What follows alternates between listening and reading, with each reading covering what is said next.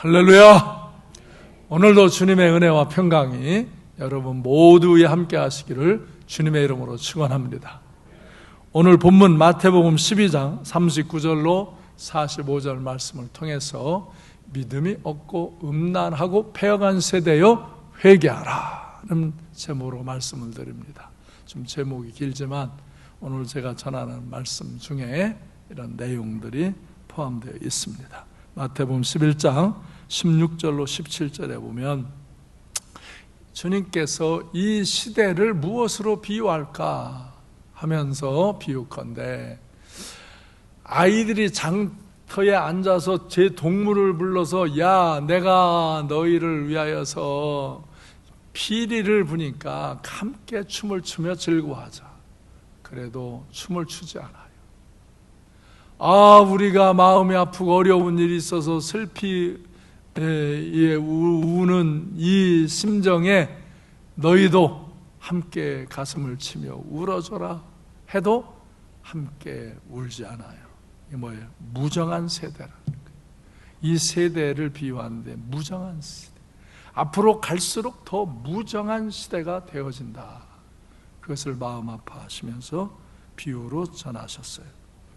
마태복음 11장 20절로 21절에서는 예수님께서 어느 도시에 많은 권능을 행하시고 은혜를 베푸셨는데도 그들이 회개치 않고 새로워지지 않아요. 그래서 주님께서 이런 권능을 다른 불신지역에다가 전했으면 행했으면 그들이 벌써 베옷을 입고 제에 앉아 회개하였으리라. 너희가 정말 하나님을 오히려 경외하는 하나님의 선택을 받은 백성들이라 하면서 더 죄를 짓고 죄를 회개할 줄 모르고 하나님의 권능과 은혜를 받아들일 줄 모르니 참으로 너희는 완악한 자들이다 하고 회개치 않는 그 완악함을 책망하시는 거예요.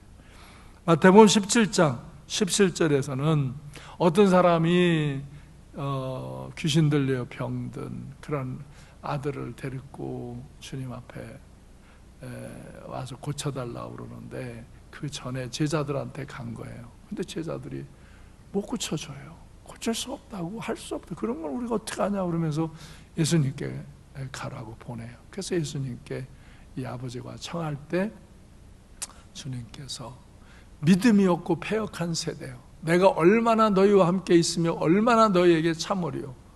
그러면서 그 아이를 데려오라 하면서 고쳐주셔요. 근데 왜 믿음이 없냐 너희는? 내가 모든 역사를 보여줬고 가르쳐줬고 너희도 정말 살아있는 생명 있는 믿음을 가지면 하나님의 은혜와 능력을 나타내고 치유와 회복과 축복의 역사를 일으킬 텐데 왜 믿음이 없느냐? 왜 믿음으로 행하지를 못하냐? 왜 믿음으로 기도하지를 못하냐? 그러면서 안타까워하시는 거예요. 믿음이 없는 세대를 책망하시는 거예요. 오늘 본문 마태복음 12장 39절에서 보면 이 세대를 악하고 음란한 세대라고 책망하세요. 악하고 음란한 짓을 한다 이거예요. 그게 아닌 표적이나 구한다 이거예요. 그래서 요나의 표적밖에 보일 게 없다. 나도 요나와 같이 이제 3일 동안 땅에 묻혔다가 부활할 거다. 여기 요나보다 큰 내가 있고 솔로몬이 지혜가 있다는데 솔로몬보다 큰 내가 있는데 왜 이런 지혜를 듣지 아니하고 왜 이런 믿음을 받아들이지 않고 왜 이런 권능과 은혜를 받아들이지 않고 음란하고 패역한 그 세대의 모습을 갖느냐. 그러면서 이것이 어떤 것과 같으냐. 43절로 44절에 보면 더러운 귀신이 그 사람에게서 나가서 어디 거하려고 쉬려고 하는데 쉴 곳을 얻지 못하니까 내가 나온 집으로 돌아가자 하고 돌아왔는데 와보니까 그 집이 좀 비고 청소가 되고 수리가 되었다. 조금 이렇게 깨끗해진 것 같았는데 그때 이 악한 귀신이 더 악한 귀신 7을 데리고 그에게 들어와서 그 사람의 나중 형편이 전보다 더 심하게 되었다. 이 악한 세대가 또한 이런 거다. 내가 이렇게 은혜와 복을 주고 사랑을 줬으면 더 좋아져야 되는데 조금 낮은 것 같았는데 나중에 보니까 더 악해졌다. 더 준 걸로 음란한 짓을 하고 믿음이 없는 짓을 하고 이렇게 패역하고 악한 짓을 하는 거다. 그래서 이 나중 형편이 전보다도 더 못하다 이거예요. 더 심하게 되어져 있는 그런 모습이 지금의 이 악한 세대라 이거예요. 그래서 이 악하고 음란한 세대, 믿음이 없는 세대, 회개치 않는 세대, 그것을 보시면서 회개하라고 선포하시는 거예요. 여러분, 우리가 이렇게 살아가면서 그래도 여러분, 저하고 여러분 착하게 살려고 그러죠? 믿음 안에 살려고 그러죠? 그런데 잘못하면 자기의 연약함과 죄와 부정한 걸 보지 못하고 남만 손가락질하고 남만 판단한 사람이 되어서는 아니 돼요.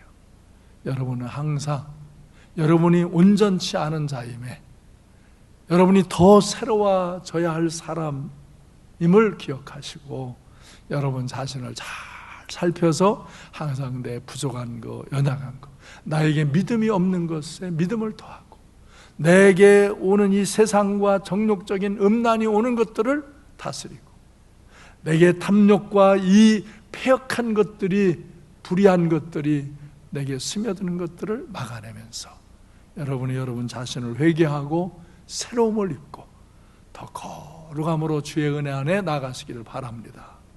그러면서 우리는 우리의 가족을 생각하며 기도해야 되고 우리의 교회, 우리 가정과 교회 안에도 연약함들이 있을 때 그 짐을 짊어지고 그걸 시비하고 판단하지 않고 그것을 위하여 기도하는 여러분이 되시기를 바랍니다. 또 우리는 이 대한민국, 한국의 백성입니다. 이 나라의 정권자들이 우리에게 불편함을 주어도 뭐 이런저런 악한 일들이 일어나도 우리는 대한민국을 바로 세워야 하는 하나님의 사람들입니다. 대한민국의 백성입니다. 이 나라의 이 패역한 죄를 짊어지고 하나님 앞에 깨어 기도할 때 하나님께서 이 땅을 고치시고 이 악한 세력을 다스리고 하나님의 은혜의 역사를 베풀어 주실 줄로 믿습니다.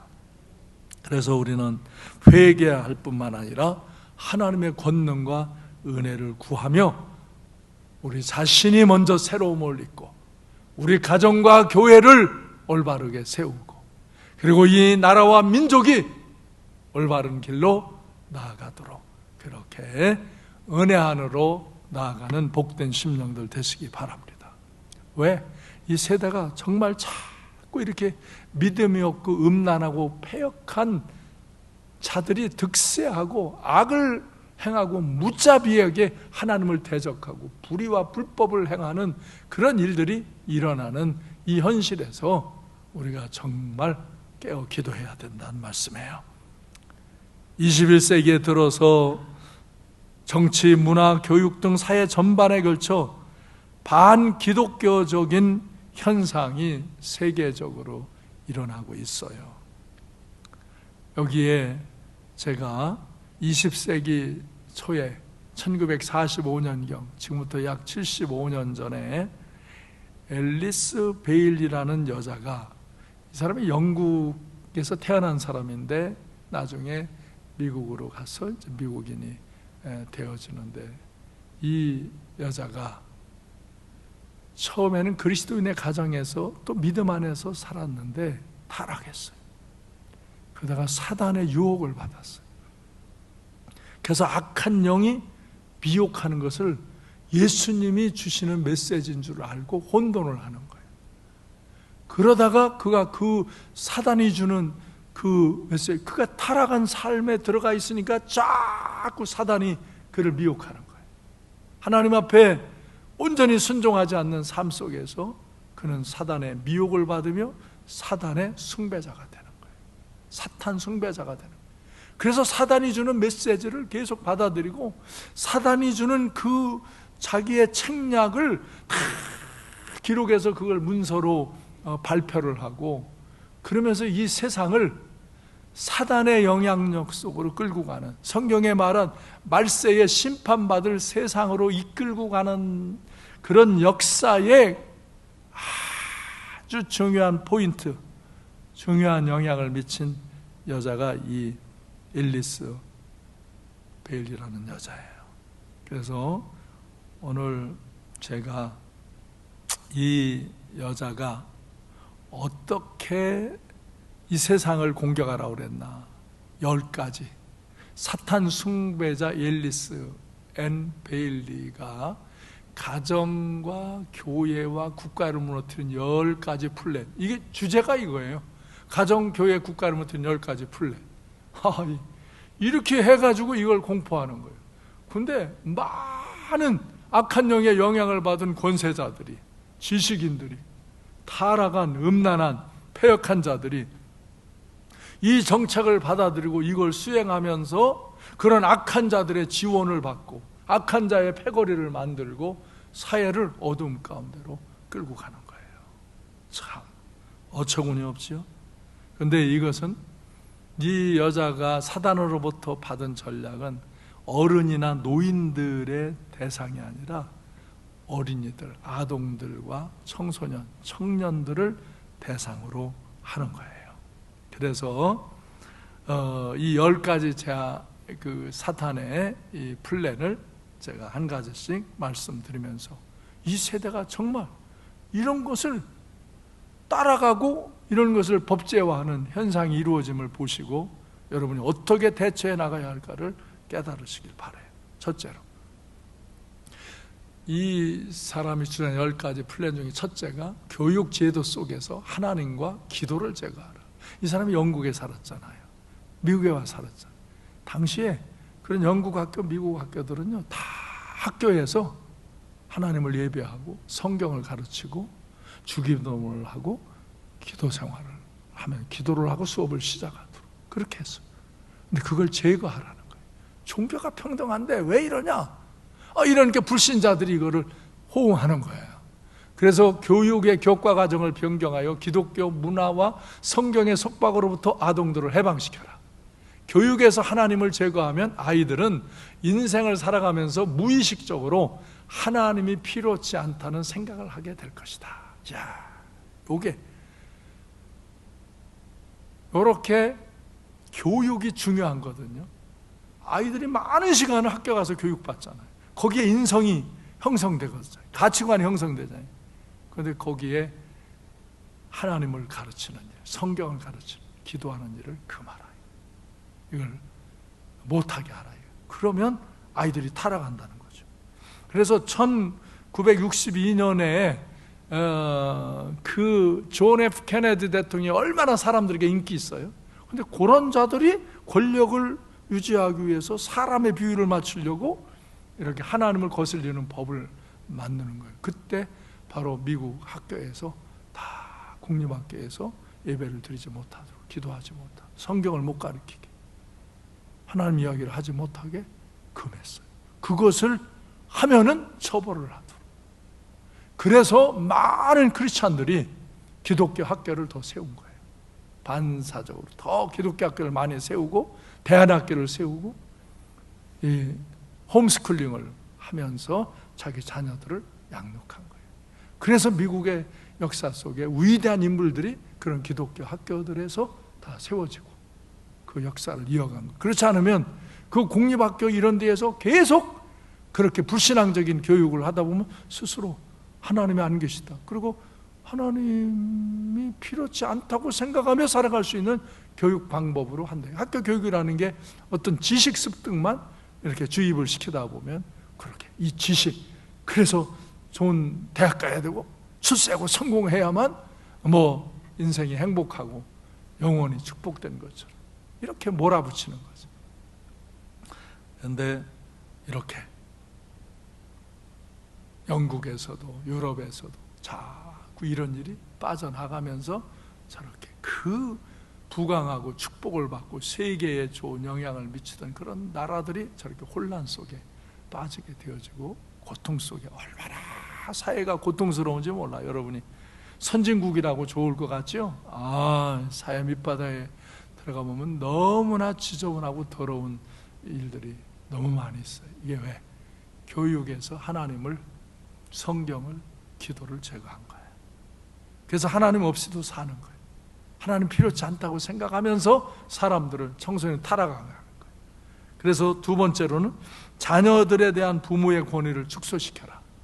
부모와 자녀 사이의 의사소통을 끊어서 부모가 기독교적 전통과 가치를 자녀에게 물려주지 못하게 하라. 이를 위해 아동의 권리를 과잉되게 신장시켜라.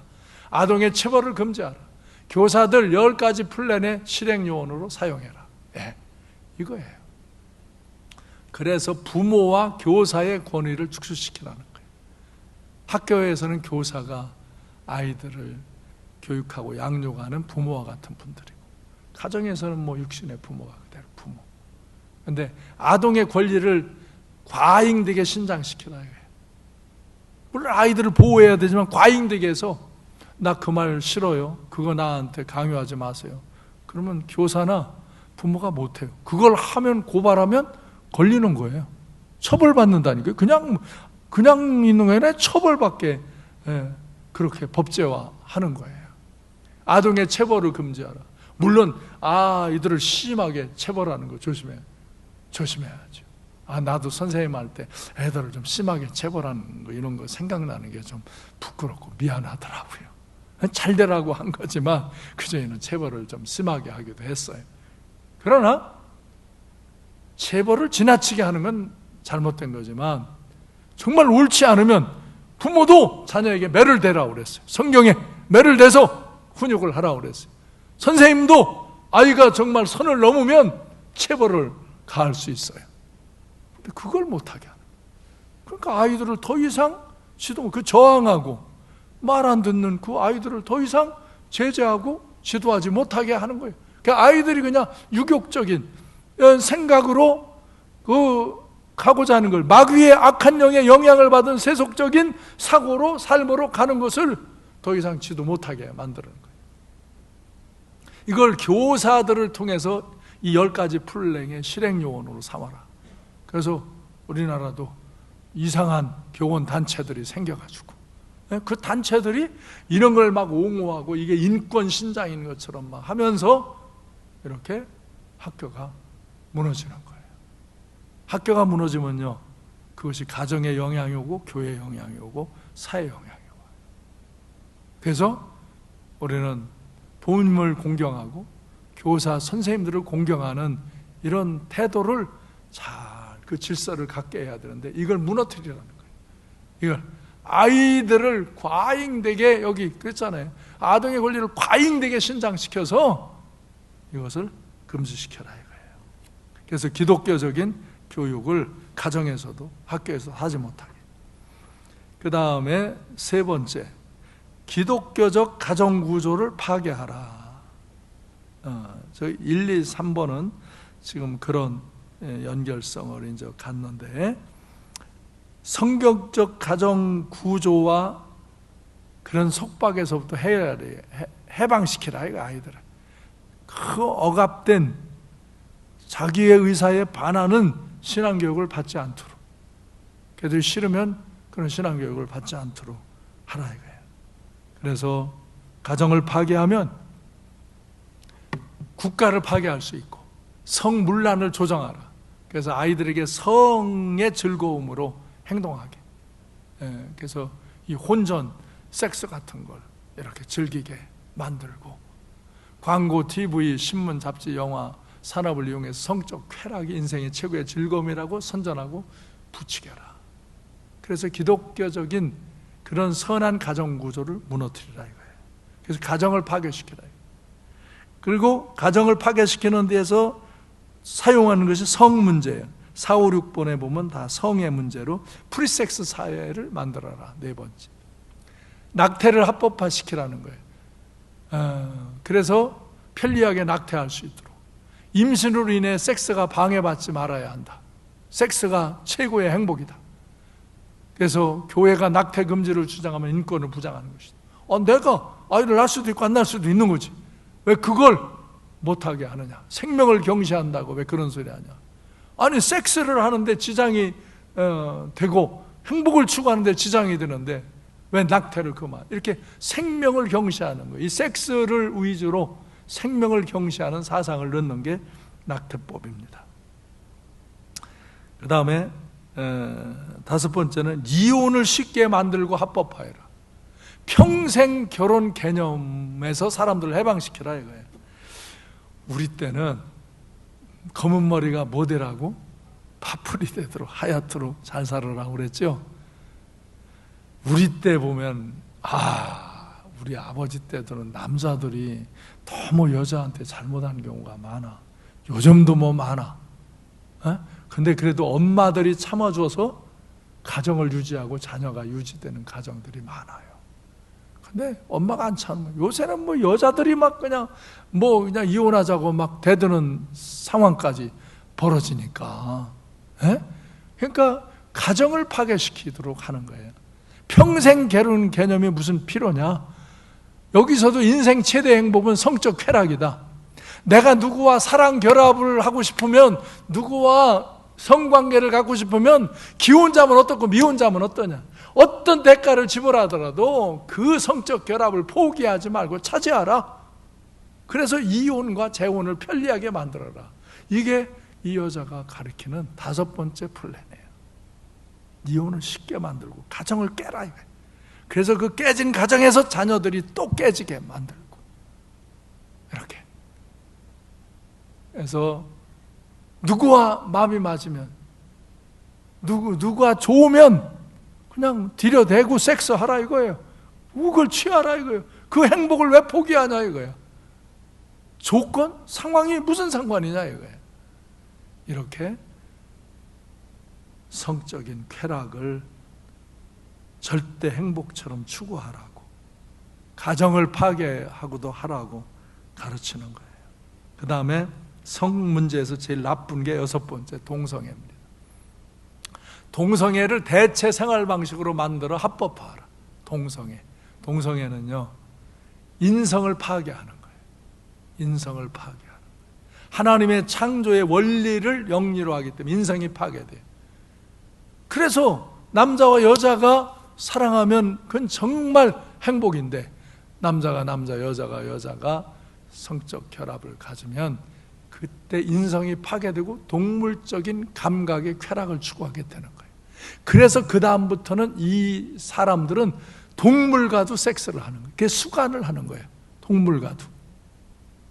그래서 이미 그 거룩한 인간의 인성이 파괴되기 때문에 동물적인 감성으로 그 쾌락을 느끼기 시작하면 그걸 벗어나지 못하는 거예요. 그래서 이 동성애를 하고 수간을 하고, 그러면 그들은 마약을 하고 알코올 중독이 되고 도박을 하고 이런 자로 인생을 파괴시키는 거예요. 그런데 이렇게 하다가 에이즈 같은 병 들으면 국가에서 한 달에 600만 원씩 지원을 해주잖아요. 그걸 치료해주고, 아니 요양을 한다면 요양비까지 주고, 이런 짓을 해요. 제가 이런 사람들과 그렇게 하지 말라고 권하면 왜 저더러 동성애자를 사랑 안 하느냐. 목사님은 왜 이웃 사랑하라고 그러면 이웃 사랑하는, 그건 이웃 사랑하는 게 너하고 나하고 다른 거지. 너는 그걸 지원해 주자는 거고 나는 그걸 고쳐주라는 것이다. 그들을 그걸 하도록 도와주면 그들은 파멸하는 인생이 되지 않냐. 그걸 고쳐줘서 새 삶을 살도록 지원해 주라는 거다. 근데 그러니 나한테 설계하지 마세요. 만나면서 막 하고서 막 저쪽 가서 막 욕지거리를 하고 막 떠들고 그러더라니까요. 내 시청에서 겪어봤어요. 걔들이 와서 막 이런 동생 이거 합법화해야 한다고 막 떠들고, 저는 이제 그거 막으로 시위에 들어가고. 근데 그러더라고요. 근데 결국 막았어요. 근데 또 한대, 지금 또 내놨대요. 이 사람들은요, 상황이 안 되면 사과하고 용서를 구하는 것처럼 하면요, 조금만 있으면, 틈만 있으면, 기회가 있고 힘만 있으면 또 해요. 포기하지 않아요. 이 악한 영에게 한번 미혹을 당해서 영이 어두워진 사람들은 죄의 길을 떠나지 않는, 이 회개치 않는 거예요. 정말 여러분, 회개할 수 있는 여러분이 복이에요. 회개할 줄 아는 여러분이 복인 거예요. 그 사람은 회개할 줄을 모르는 거예요. 참 안타까워요. 어느 날 그래도 그들이 회개하고 돌이키기를 우리는 기도해주고 권해야 되는 건데 참 안타까워요. 그래서 이 동성애를 하면은 인성이 파괴되고 하나님의 질서를, 순리를 영리로 쓰고, 그래서 수간도 할 수 있고, 이렇게 각종 악하고 더러운 것을 다 하며 하나님의 심판을 받는 길로 갈 수밖에 없는 거예요. 그래서 내가 이런 설교도 이 차별금지법이 통과된다고 다음에 하면 고발되면 나 처벌받게 되는 거예요. 이런 일을 지금 국가가 하겠다는 거예요. 그래서 지금 이런 법이 세계 36개국 나라에 제정이 돼 있어요. 근데 한국도 지금 이걸 하려고 그렇게 하는 거예요. 왜 하려고 하는지 모르겠어요. 그렇게 불경건하고 불이익이 오고 심각한 문제들이 일어나는데 왜 하려고 그런지, 왜 하도록 이걸 지지하는지 모르겠어요. 그게 악한 자의 패를 만드는 거예요. 악한 영의 영향을 받고 떠들고 추종하며 사는 자들의 패를 만드는 거예요. 이런 악한 권세자들은 그 패에만 목적이 있지, 백성들이 어떻게 된다, 사회가 어떻게 된다, 가정이 학교가, 국가가 어떻게 된다, 그 외에도 별 관심이 없어요. 아주 거칠의 말뿐이지. 악한 영이 주는 마음은 그래요.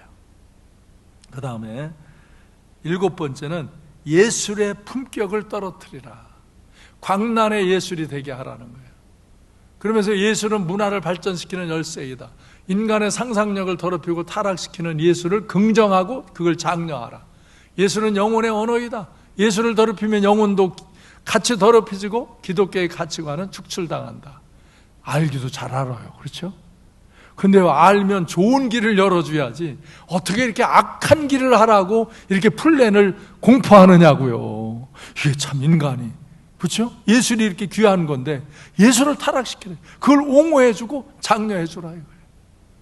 기독교의 가치관을 축출하는 게 목적인 거예요, 사단은. 그래서 요즘 여러분 보세요. 무슨 아카데미상, 무슨 예술상 받는 그 예술 작품들 보세요. 진짜 지랄 발광을 하는 것들이 상을 받잖아요. 그렇게 해야 요새는 그게 뭐 이 사회를 뭐 고발한 거고 이 사회를 직시한 거라고 뭐 띄우면서 뭐 아주 그런 걸 상 주고 그러잖아요. 참 어처구니도 없는 그런 예술이 그렇게 뜨고 아주 사람들이 환호하고 그래요. 그래서 광란의 예술, 정말 미친 예술이 되는 거예요. 미치게 하는 거예요, 사람. 8번째, 미디어를 활용하여서 반기독교적 가치를 선전하고 인간의 사고방식을 바꿔. 이게 지금 한국 방송이 하는 일이 이렇잖아요.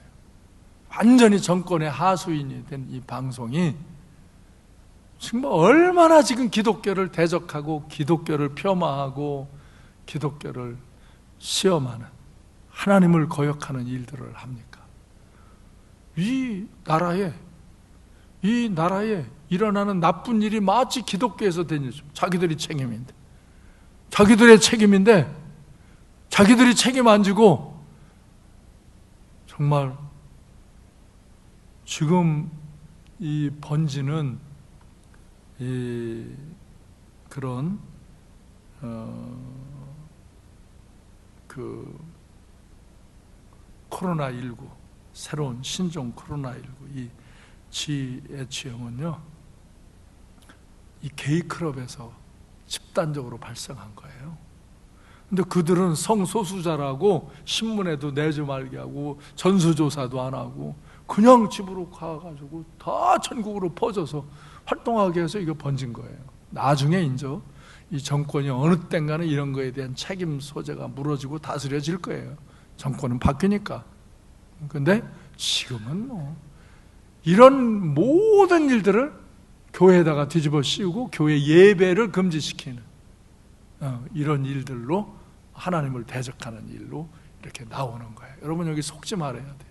교회에서 생긴 건 전국 교회 6만 2천 교회에 72개 교회 아주 미미한 데서 일어난 거고, 이제 이 방역 조치나 이런 걸 잘못한 교회는 사과하고 그거 다시 방역 조치 잘 하고 다시 회복하도록 해야 돼요. 그러나 일반적인 보편적인 교회에 어떤 문제가 일어납니까? 예? 근데 이런 데서 하나만 뭐 누가 접촉했다면 마치 그걸 교회에서 발생시킨 것처럼, 아니죠, 바깥에서 들어오는 거죠.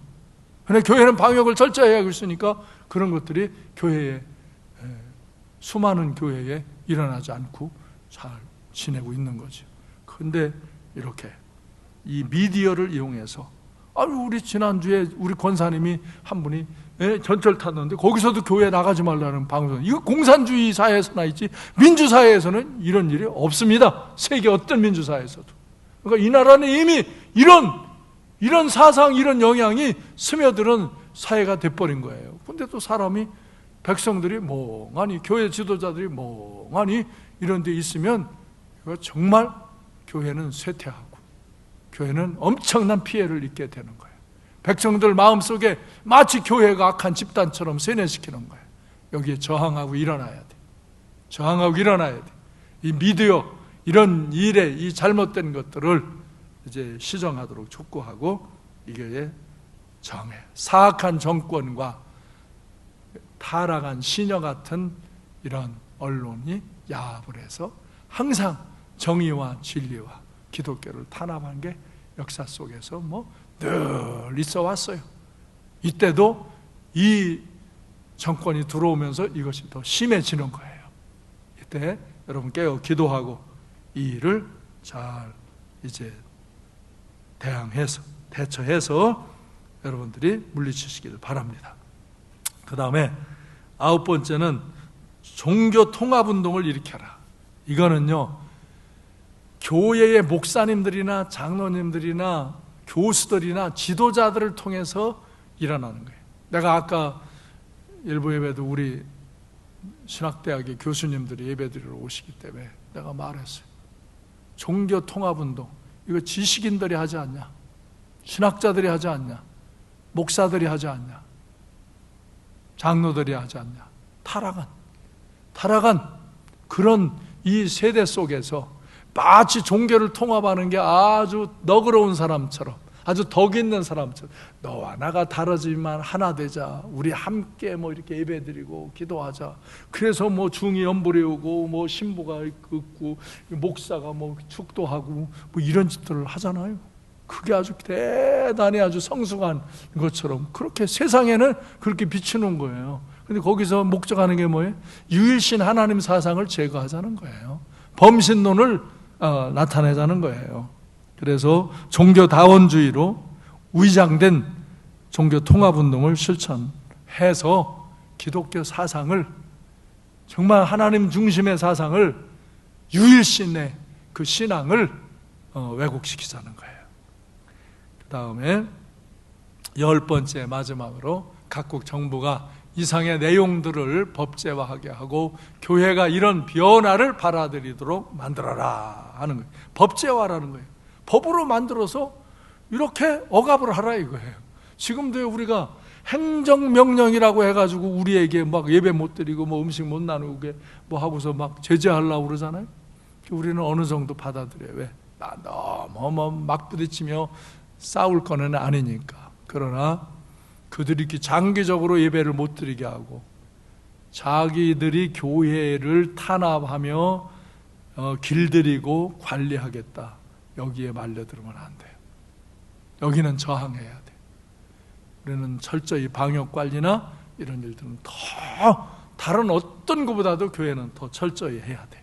그리고 악한 자들이 들어오는 것을 막아야 돼요. 이 교회에다 시험 주려고 들어오는 자들이 있을 수 있어요. 그래서 우리도 지금 그런 사람들을 다 앞에서 걸러내요. 못 들어와요. 우리 교회에 등록되어 있는 교인이 아닌 사람은 못 들어오게 막습니다. 그런데 이렇게 법제화해서 성경의 가르침을 주장하지 못하게, 그렇게. 그래서 교회들이, 유약한 어떤 지도자들이 이런 걸 잘못 타협해가지고 교회를 우울하게, 고통스럽게 만드는 거예요. 타락한 많은 정부들이 세계에서 성경에 반하는 내용을 법률로 이렇게 정하고 있습니다. 그리고 교회를 탄압합니다. 이런 일에 무능한 교회들은 병들어가고 있고, 여기서 깨어 기도하며 일어나는 교회들은 더 큰 은혜와 능력으로 승리하게 될 줄로 믿으시기 바랍니다. 우리 한국 교회에도 이런 정부의 정책들이 앨리스 베일리가 주장한 10가지 전략들이 진행되고 있는 거예요. 인권조례, 문화평등조례, 성평등조례, 학생 인권조례, 이런 것들을 내세우면서 그렇게 하고 있는 거예요. 그래서 기존 거룩한 건전한 권위를 무시하고 깨트려버리고, 인권과 평등을 주장하면서 성적인 문란과 사회 무질서를 조장하고, 성경적인 기준을 파괴하고 악한 사단의 영향력을 이 세상에 나타내는 그런 일들을 하고 있는 거예요. 이 여자가 주장한 일들을 그대로 받아들이고 있는 현실이 되어진 거예요. 그래서 우리나라도 2015년에 간통죄가 우연이라고 판결 났어요. 폐지됐어요. 2020년 금년 4월에 낙태죄는 헌법 불일치라고 결정을 내렸어요. 이게 이제 합법화해가는 전 단계. 인구 비율로 정말 이런 낙태, 이혼, 자살 이런 것들이 급증하고 있잖아요. 우리나라가 세계 1등을 하잖아요. 이 한국은요, 정말 이렇게 늦게 해도 시작하면은 세계 1위예요, 1위. 이 나라는 자살을 하면 미화시키고 위인으로 만들잖아요. 대통령서부터 자살해가지고. 자살을만 하면 그 모든 죄를 다 그냥 묻고서는 다 위인으로 만드는 사회가 이 나라 사회예요. 그러니까 자살률이 급증하는 거예요. 자살률이 세계 1위란 말이에요. 이렇게 간통을 하고 이혼을 하고 음란을 해도 법으로 제재 못하게 법을 제정하고, 낙태를 이제 합법하고, 동성애를 합법화하려고 지금 차별금지법이 국회에 상정되어 있어요. 그래서 교회를 개입에 못 들게 하고 저항 못하게 하면 그냥 통과할 거예요. 이제 만약 이 차별금지법을 통과한다 그러면 온 교회가 이거에 저항해야 돼요. 그렇지 않으면 이게 법제화되면 이제 설교를 목사님이 강단에서 성경에 기준한 설교를 못한다 이거. 그걸 하면 고발한다는 거예요. 그럼 법을 만든다는 거예요. 이걸 법제화하라는 거예요. 10번째가 뭐예요? 세계 정부가 이걸 법제화하라. 그래서 교회가 이런 변화를 받아들여요. 이게 바로 교회의 존재 가치를 말살시키는 거예요. 그래서 우리는 정말 이 현 세대가 하는 일들이 교회를 이렇게 탄압하고, 교회를 무슨 범죄 집단으로 몰고 예배를 못 드리게 하고 전도를 제한하고, 이런 일에 이제 그냥 맹종할 수 없는 거예요. 하나님 성전에서 예배 드리는 일을 회복하시기 바랍니다. 더 열심히 여러분과 여러분의 동료 성도들에게 하나님을 적극적으로 예배하도록 격려하시기를 바랍니다. 그리고 정말 우리는 이 나라와 민족을 위해서 기도하면서 이 나라와 민족의 하나님의 은혜와 축복 가운데로 나아가도록 기도하며, 우리의 심령이 새로워지고 우리의 가정과 교회가 새로워지고 이 국가가 새로움으로 우리 민족이 하나님의 은혜와 축복 가운데 나아가기를 소망합니다. 사도행전 4장 18절로 20절 말씀을 봅니다. 다 같이 읽습니다. 그들을 불러 경고하여 도무지 예수의 이름으로 말하지도 말고 가르치도 말라 하니, 베드로와 요한이 대답하여 이르되 하나님 앞에서 너희의 말을 듣는 것이 하나님의 말씀을 듣는 것보다 옳은가 판단하라. 우리가 보고 들은 것을 말하지 아니할 수 없다. 예, 그렇게 기도하지 못하고 전도하지 못하고 예배드리지 못하게 할 때도 이들이 너희 말을 듣는 게 옳은가, 하나님 말을 듣는 게 옳은가 판단하라. 이렇게 나아갈 때 많은 핍박과 고난도 겪었지만 그들이 결국은 믿음 안에서 승리한 줄로 믿습니다. 아멘. 그래, 교회가 깨어 기도해야 돼. 제가 몇 차례 말씀한 것처럼 역대하 7장 12절로 14절 말씀처럼 이 백성이 죄를 지면 하나님이 징계하신다 이거예요. 때로 어떤 홍수나 가뭄이나 자연재해, 어떤 재난을 통해서, 어떤 데는 전쟁을 통해서, 어떤 데는 전염병을 통해서 다스리신다 이거예요. 그때 나의 백성들이 그 죄를 깨닫고 겸비하여서 그 죄를 자복하며 회개하며 하나님의 얼굴을 구하고 하나님의 은혜를 구하면 내가 듣고 너희의 죄를 용서해 주고 너희를 치료해 주리라, 너희를 새롭게 해주리라, 너희를 축복해 주겠다는 약속의 말씀을 붙들고 우리가 정말 이 믿음이 없고 음란하고 패역한 세대 속에서 회개하며 하나님의 은혜와 능력을 구하며 하나님의 축복 가운데로 나아가시길 바랍니다. 말세가 되면 성경에서는 이렇게 가르칩니다. 말세가 되면 교회에도 우상이 쓰려고 그러고 하나님을 예배하는 일이 금지될 것이다. 그걸 금할 것이다. 그래서 많은 시험과 연단이 교회에 하나님 백성들에게 올 것이다. 네. 갈수록 이 세대가 믿음이 없고 음란하고 패역한 세대가 이 정권이 들어서면 저 정권이 들어서면 좀 나아질려나 하는데도 갈수록 더 악랄하게 악해지는 이 세대 속에서 이제는 자꾸 무슨 사건 무슨 상황마다 예배를 금지시키고 전도를 제한하고 교회에서 하나님의 말씀, 이런 올바른 성적인 가치관, 올바른 가정 가치관, 올바른 부모 자녀 관계, 이런 것들을 성경적으로 가르치지 못하게, 그걸 가르치면 처벌하는 이런 세상으로 만들려고 이런 차별금지법을 들여대는 거예요.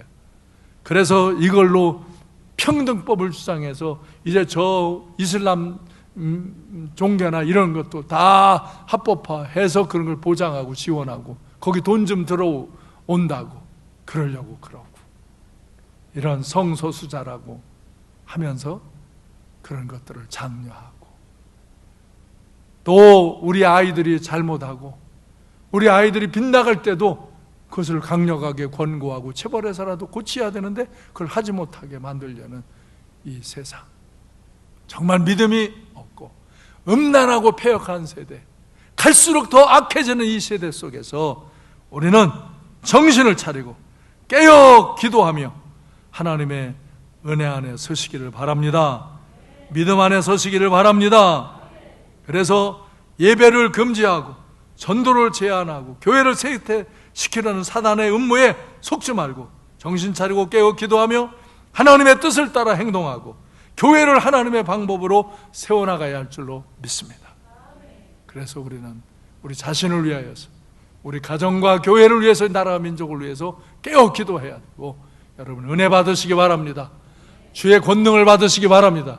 그래야 여러분이 믿음으로 이 세상을 헤쳐나가며 승리 생활하게 되는 것입니다. 기도하겠습니다.